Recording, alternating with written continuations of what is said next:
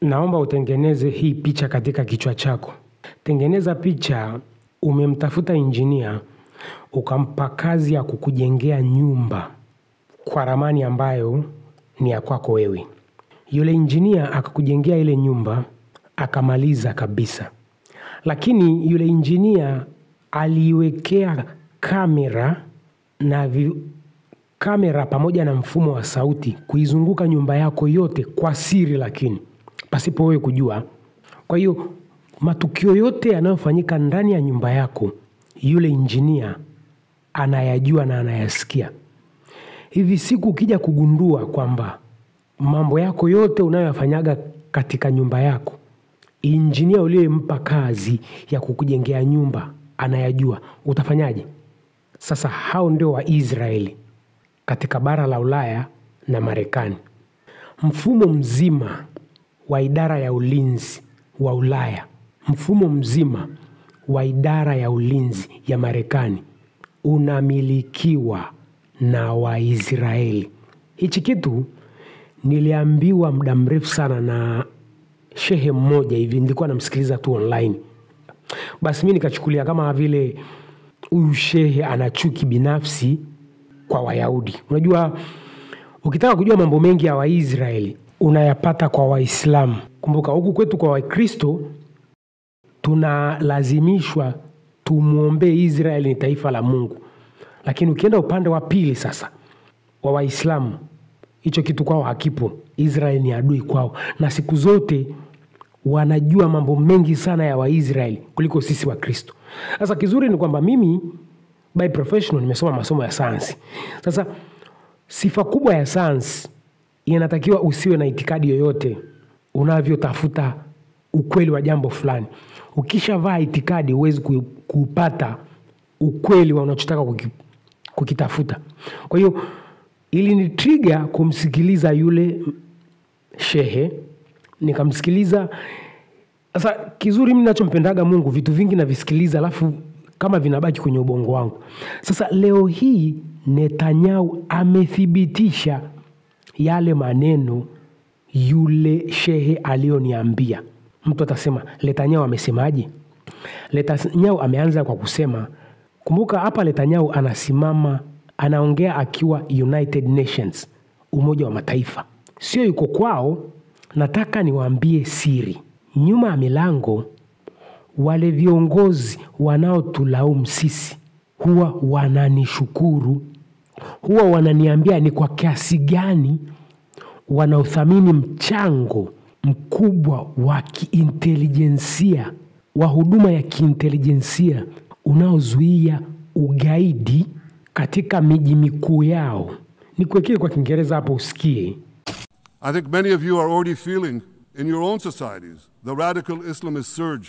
You know, I'm sure you do. You know deep down that Israel is fighting your fight. So I want to tell you a secret. Behind closed doors, many of the leaders who publicly condemn us privately thank us. They tell me how much they value Israel's superb intelligence services that have prevented time and again terrorist attacks in their capitals, time and again saving countless lives. General George Keegan, former head of U.S. Air Force Intelligence, once said, if the United States had to gather on its own the intelligence that Israel gives us, we would have to establish 5 CIAs. 5 CIAs. This past June, when Israel struck Iran's nuclear facilities, German Chancellor Merz admitted the truth. He said, Israel is doing the dirty work for all of us. President Trump understands better than any other leader that Israel and America face a common threat. Sasa kama Israeli ndo anayejua siri za mipango ya mashambulio ya kigaidi katika miji mbalimbali ya bara la Ulaya na Marekani, unajifunza kitu gani hapo? Hebu chukua hii sentensi ya Netanyahu ifananishe na ile sentensi ya Polepole anayetuambia malaria inaweza ikafutwa quick fast, ila kuna kundi la watu linafanya mpango malaria isifutwe ili lifanye biashara. Yaani ndugu zangu, matatizo mengi ya dunia mwanadamu ameyatengeneza ili kumtawala mwanadamu mwingine. Hatuwezi tukasema ugaidi ni biashara ya Waisraeli kweli. Kwa hiyo Netanyahu anataka kutuambia ugaidi ni biashara ya Waislamu. Kwa sababu hapa amesema, kuna sentensi pia ameitaja, amesema the surge, radical Islamist surge. Yani hebu tuunganishe doti, wale tulio na akili kubwa. Kwa hiyo ugaidi ni biashara ya radical Islamist. Lakini kwa sababu kuna mtu anaitwa Israeli anajua siri za kina Islam, radical Islam. Man, hebu hii sentensi ya Netanyahu ukiwa na big brain, kuna kitu anatupa. Marekani na Ulaya iko mifukoni mwa Waisraeli. Hawana ujanja. Ndugu zangu, Wayahudi wana nguvu, hatukatai. Lakini unaweza ukatengeneza mfumo wa maisha ukawaweka mbali. China amefanikiwaje kutokuiruhusu chachu ya Waisraeli katika nchi yake? Irani, kuna nchi zimetengeneza mfumo wa maisha, chachu ya Israeli haipo. Kumbuka hawa watu, yani Israeli, nadhani nembo ya Israeli itakuwa ni simba. Ulishamuona simba anavyoinda? Simba anarukia pale kwenye koromeo la mnyama yeyote ule. Akikamata pale, mnyama analala chini yeye mwenyewe. Simba hana nguvu. Simba ana akili kwenye kuwinda. Simba anatumia akili kwenye kuwinda. Mr. Benjamin Netanyahu, you are disclosing the big secret of how you operate your stuff in America and European Union. Oh, Mungu wangu. Kumbuka kuna ile interview Netanyahu alifanya na PBD, na nilireact nikawapa ile interview, nikawaambia huyu bwana amesema kwenye ule muungano wa kijeshi wa Five Eyes, zile nchi 5 zinazoongea Kiingereza, Israeli yupo kwa ajili ya kutoa huduma ya kiintelijensia. Yani Big Five, Five Eyes ni nchi 5 zinazoongea Kiingereza ambazo zimetengeneza muungano wa kijeshi. Hizi Big Five Eyes ni Marekani, Uingereza, Canada, New Zealand na Australia.